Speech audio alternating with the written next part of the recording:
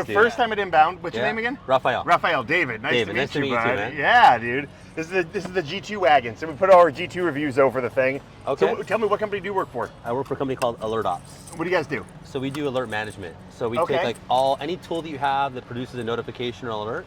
Most of them. So many of them. Yeah, so we take it, we reduce all the noise, Oh, and then fantastic. and our AI prioritizes like what's most important right now. That's awesome. Because that's one of the problems. I think that's cool because I think what started out as something super helpful, which is giving me alerts when so that I don't have to be mindful of things that should be occurring, and it'll let me know something's happened, have now become. I've become so inundated with them, they're no longer useful. To your point, you know what I mean? That's what's been happening. It's called alert fatigue, and it's becoming like a real thing where people just you get so many notifications. You're like IT companies in particular have a huge problem with this. Yeah.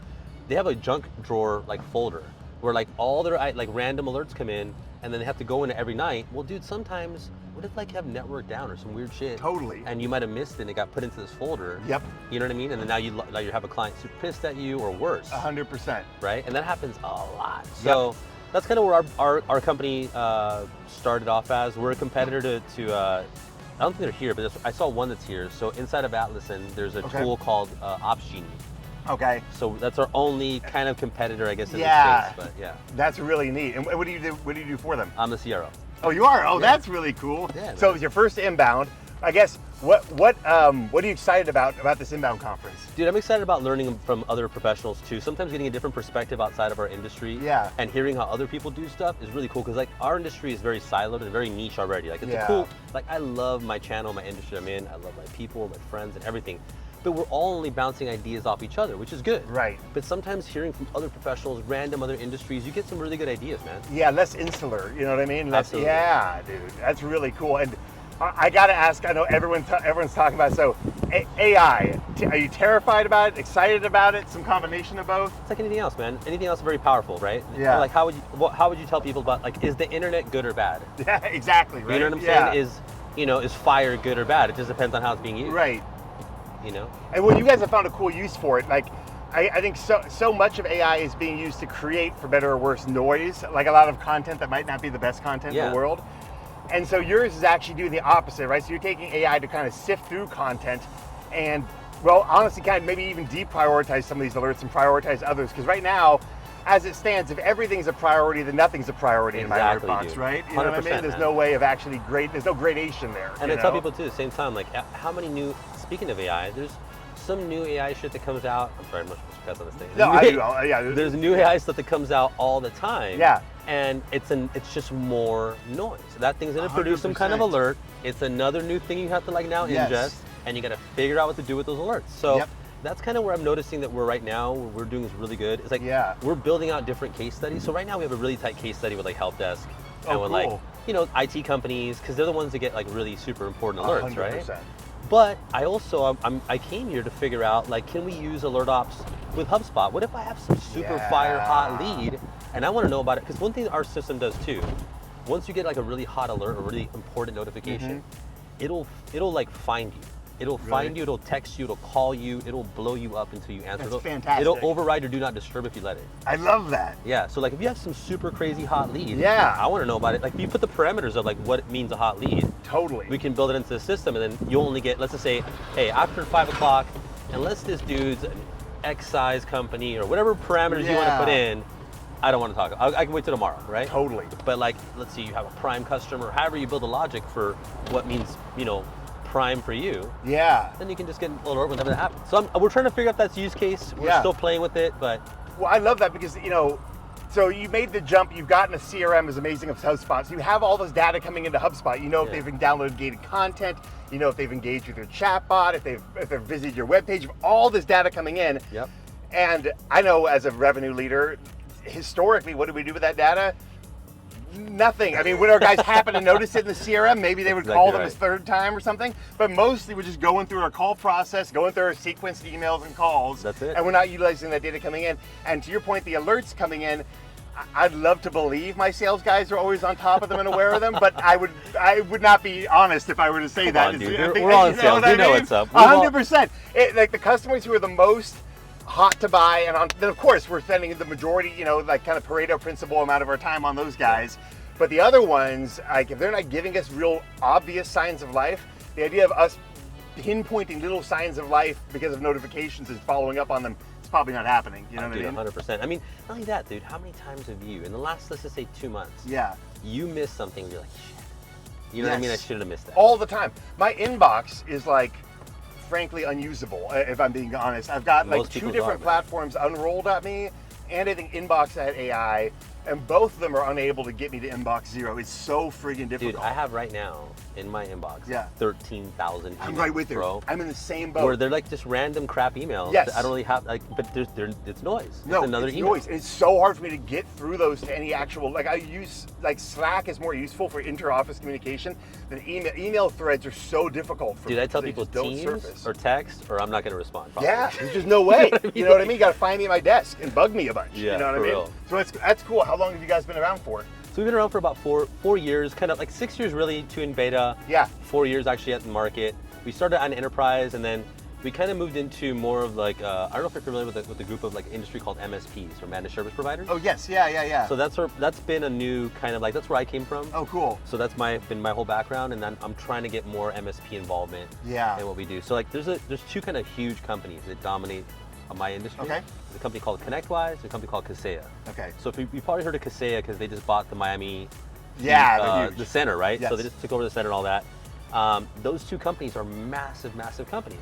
Well, they all have this huge suite of tools that are all producing those alerts, and there's nothing to manage the notifications in either one of those tools. Yeah. So that's kind of where I've kind of come in to hopefully build out those ecosystems and those communities and just let people know that we exist, man. That's awesome. And you do that mostly through like a channel play? Is that part of what you're trying to do here? Right now, we're starting to build our channel now. Yeah. Because so one of the things I'm learning here, and I'm glad it's reinforcing an idea that I had, where I'm like, look, do I want to build out a big ass sales team? Yeah. Or do I want to work through partners and just maybe leverage my super skilled sales guys and just do more with partners? So that's kind of a new concept that we're starting to roll out now. That's definitely what we do. I mean, you know, I've historically outbound sales teams have always been the motion as a revenue leader. Sure. But honestly, the channel team has been our biggest play. Like, and right now for this event, I don't even bring the direct reps. I only bring channel reps. It's like so much more of it is driven by partnerships these days. Yeah. I think in large part, it's the same trend you see with influencers and marketing, where people want advertising or just advice that comes from a trusted third party as opposed to direct from the biased party who's trying to sell you the solution. You know? Sure. And so I think partnerships are the natural progression too for that equivalent. You know what I mean? Totally, man. And if you're doing it right, you know how to enable your partners well. You have a good relationship. You can bond with them culturally, man. You can make magic happen with partners. Dude. Yeah. You know what I mean? Everyone is kind of scared of partners. Yes. Or if you're not used to it, if you're not used to doing a channel program, and for those of you guys out there that are not doing a channel program, dude, listen. Start trying to do this. Start building it out. It's going to change everything that you do.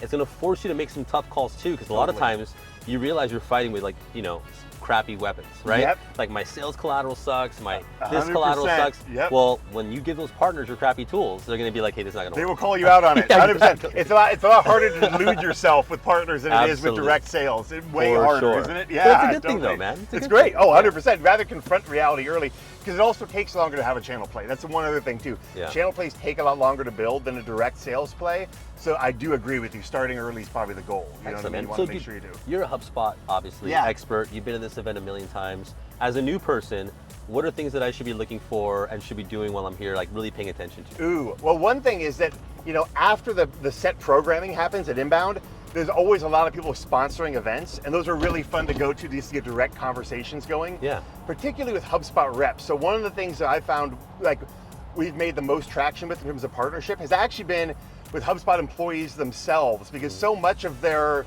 ethos has to do with like really delighting customers. Sure. And so that oftentimes doesn't mean just satisfying them with HubSpot functionality. It means bringing in third-party platforms to solve whatever the problem is. Sure. And they're ultra willing to do it, and I love collaborating with them on deals. So we keep a metric, like what's our win rate on co-selling deals with HubSpot, like where we're selling both HubSpot and Kixie together as a combined solution. And we make sure that's high, and we make sure we have we track the revenue that comes in that way as opposed to just direct.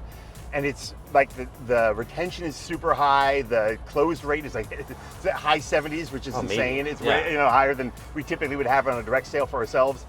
And it builds relationships with HubSpot reps that then like snowballs. So that's awesome, something man. I would definitely encourage people to do.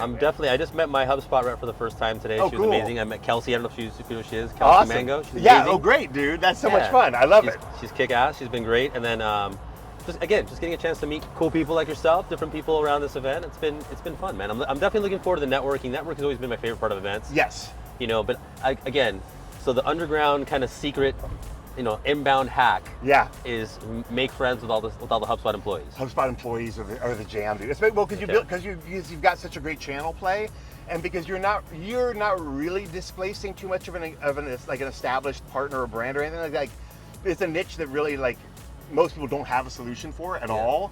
And so the HubSpot reps they're gonna encounter that early on in the process of when they want to adopt HubSpot. Sure. And they will loop you in on deals, and they're a pleasure to work with. Like, HubSpot's just got a very community-based approach. You go to other major CRMs, I won't name names, but their reps are very much of the mindset, I'm not going to complicate this sale. Yeah. So I don't care if this is a great solution for my customer. I want to sell my CRM platform and get out quick.